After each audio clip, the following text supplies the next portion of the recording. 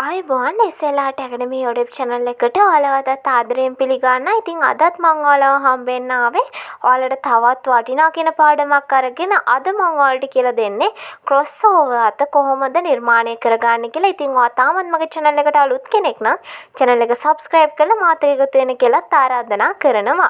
ඉතින් අපි බලමු කොහොමද එහෙනම් ලේසියම crossover අත නිර්මාණය කරගන්නේ කියලා.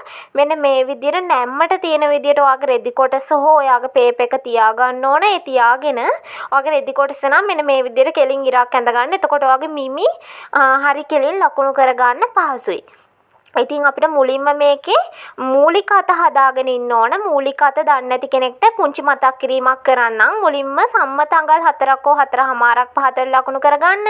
ඊට පස්සේ ඔයාලට අවශ්‍ය කරන අත දිග ලකුණු කරගෙන ඒ හරහා මෙන්න මේ විදියට රේඛා දෙකක් ඇඳ ගන්න ඕන. ඊට පස්සේ ඔයාගේ රැගල් උස මෙන්න මේ රේඛාවෙත් අත පළල එහෙම නැත්නම් අත වටමින්ම මේ රේඛාවෙත් ලකුණු කරලා මෙන්න මේ විදියට රේඛාවන් ඇඳ ගන්න ඕන. ඉතින් අපි crossover අත නිර්මාණය කරන්නේ මූලික අත ආධාර කරගෙන.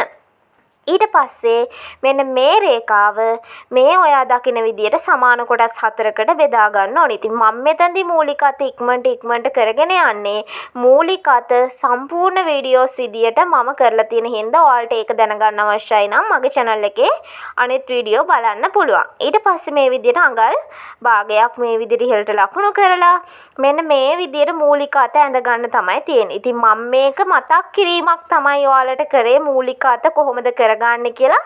ඔයාලට මූලික අත පිළිබඳව දැනගන්න අවශ්‍යයි නම් මූලික අත පිළිබඳ තියෙන සම්පූර්ණ වීඩියෝ එක නරඹන්න කියලා මතක් කරනවා. මේ වීඩියෝ එකේදී මගේ අරමුණ ඔයාලට crossover අත කියලා දෙන එක. ඒ නිසා මූලික අත මම ඔයාලට මෙතනදී ලොකු පැහැදිලි කිරීමක් කරන්න යන්නේ නැහැ. හරිද? මෙන්න මේ විදියට ඔයා මුලින්ම ඔයාගේ සාමාන්‍ය අත තමයි නිර්මාණය කරගන්න ඕනේ. ඒ නිර්මාණය කරගෙන මෙන්න මේ විදියට සාමාන්‍ය අත අපි කපා ගන්නවා. ඉතින් මෙතනට එනකම් මේ සාමාන්‍ය අතමයි තියෙන්නේ. ඊට පස්සේ සාමාන්‍ය අත හදාගත්ත මෙන්න මේ බ්ලොක් එක තමයි අපි crossover අත නිර්මාණය කරන්න පාවිච්චි කරන්නේ. මෙන්න මේ විදිහට අපි දැන් අර මාක් කරගත්ත නේද ස්ථාන තුනක්. අපි අර බෙදාගත්ත ස්ථාන තුන මේ විදිහට මාක් කරගත්තා. මාක් කරගෙන ඔයාට පුළුවන් මෙන්න මේ මාක් කරගත්ත ස්ථාන වලින් මේ crossover අත නිර්මාණය කරගන්න. හරිද? මෙන්න මේ ස්ථාන වලින් crossover අත නිර්මාණය කරගන්න පුළුවන් ඕනම දෙයක ළමයි මෝස්තර නිර්මාණය කරන්නේදී අපි මේ කියලා දෙන ක්‍රමයටම ඔයා කරන්න අවශ්‍ය නැහැ. ඔයාට crossover අත ඔයාලට දැන් මම මේ කියලා දෙනවට වඩා වෙනස් විදියට කරන්න පුළුවන්. හරිද? මම මෙන්න මේ විදියට හරි මැද ලක්ෂයට මේ විදියට තමයි රේඛාව යා කරගන්නේ. මේ කොනේ ඉඳන් හරි මැද ලක්ෂයට යා කරගන්න. ඔයාට මේ කොනටම යා කරන්න අවශ්‍ය වෙන්නේ නැහැ. ඔයාට ඊට වඩා අඩුවෙන් හෝ ඊට වඩා වැඩියෙන් යා කරගන්න පුළුවන්. හරිද? මට මෙතන මගේ අරමුණ ඔයාට crossover අත කියන එකේ මූලික දැනුම ඔයාට දෙන එක විතරයි. මෙන්න මේ විදියට ඔයා කපා ගන්න ඕන. මම ඔයාලට කිව්වා වගේ මේව වෙනස්කම් ඔයාලට කරගන්න පුළුවන්. අපිට මෙන්න මේ කොටස අවශ්‍ය වෙන්නේ නැහැ. හරිද? අපිට crossover අත නිර්මාණය කරගන්න ඕනි වෙන්නේ මෙන්න මේ කොටස විතරයි. මේ කොටස ආධාර කරගෙන තමයි අපි crossover අත නිර්මාණය කරගන්නේ. දැන් බලන්න ඉතින් කොහොමද කරගන්නේ කියලා නේද? අපි බලමු කොහොමද කරගන්නේ කියලා. ඔයා රෙදි පටවල් දෙකක් පාවිච්චි කරනවා නම් මෙන්න මේ විදියට දෙකට නවලා ගන්න. ඒ කියන්නේ එක අත කොටසකට රෙදි පටවල් දෙකක් පාවිච්චි කරනවා නම් ඔයාලට මේ විදියට නවලා ගන්න පුළුවන්. ඒ වගේම තමයි ඔයා තනි පාට රෙද්දක්. ඒ කියන්නේ හොඳ පිට කන පිට කියන දෙක හොයන්න අමාරු රෙද්දක් පාවිච්චි කරනවා නම් ඒත් ඔයාලට මේ විදියට දෙකට නවලා රෙදි පාවිච්චි කරන්න පුළුවන්. එහෙම නැතුව ඔයා ඒ කියන්නේ හොඳ පිට කන පිට විදියට තියෙන රෙදි පාවිච්චි කරලා රෙදි කොටස් දෙකකින් විතරක් නම් ඔයා crossover අත නිර්මාණය කරගන්න මේ විදියට කපන්න එපා. එහෙම කරොත් වැරදි. එහෙම වුණොත් ඔයාට එක පැත්තකට හොඳ පිට පැත්ත ඇවිල්ලා අනිත් පැත්තට කන පිට පැත්ත එනවා. ඒ නිසා ඔයාගේ තනි පාට රෙදි වලට ඒ කියන්නේ හොඳ පිට කන පිට පැත්ත හොයන්න බැරි තනි පාට රෙදි සහ අර කට් මාක් එක දාගත්තන් ලකුණු කරගන්න. ඒකත් දැන් මෙතන මේ කියන අතරේ කියන්නම්. ඔයා අනිවාර්යයෙන්ම මේ කට් මාක් එක දාගත්ත තැන මාක් කරගත්ත තැන ලකුණු කරලා මේ විදිහට කපා ගන්න ඕනිමයි. තනි පාට රෙදි වලට සහ අර මං කිව් විදිහට ඔයාලා දෙපොටක් පාවිච්චි කරනවා නම් ඒ විදිහට කරගන්න පුළුවන්. මෙන්න මේ විදිහට තමයි ක්‍රොස් ඕවර් අතේ මූලික හැඩය ලැබෙන්නේ. හරිද?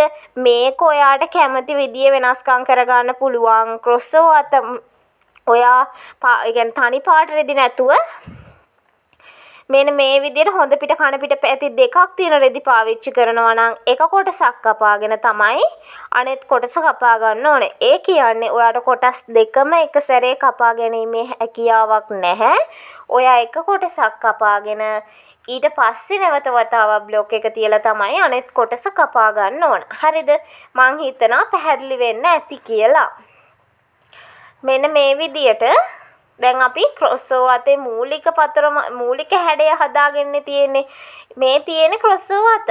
දැන් තියෙන්නේ ඔයාලට අර සාමාන්‍ය විදිහට මහ ගන්න කියන එක පැහැදිලි නේද?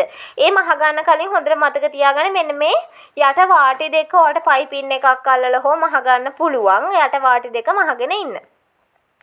දැන් මම ඔයාලට කියන්නම් කරගන්න පුළුවන් වෙනස්කම් මොනවද කියලා මේ ක්‍රොස් ඕවර් අතේදී. ඔයාලට මේක පොඩ්ඩක් මේ විදිහට උඩට හාරවල කපා ගන්න පුළුවන්. ඒ කියන්නේ වක්‍රාකාර හැඩයක් එන විදිහට ක්‍රොස් ඕවර් අත නිර්මාණය කරගන්න පුළුවන්. හරිද? ඒ වගේම ඔයාලට ක්‍රොස් ඕවර් අත කොහොමද තට්ටු වෙන විදිහට නිර්මාණය කරගන්න පුළුවන්.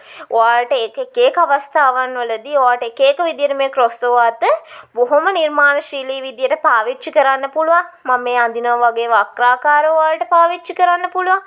ඉතින් මං හිතනවා ඔයාලට මේ ක්‍රොස් ඕවර් අත නිර්මාණය කරගන්න විදිය පැහැදිලි වෙන්න ඇති කියලා. ඒ වගේම තමයි ඔයාලට අපැහැදිලි තැනක් තියෙනවා නම් කමෙන්ට් එකක් දාන්න. තවත් වැදගත් වීඩියෝස් ඔයාලට අරගෙන එන්න බලාපොරොත්තු වෙමින් ඉන්නවා.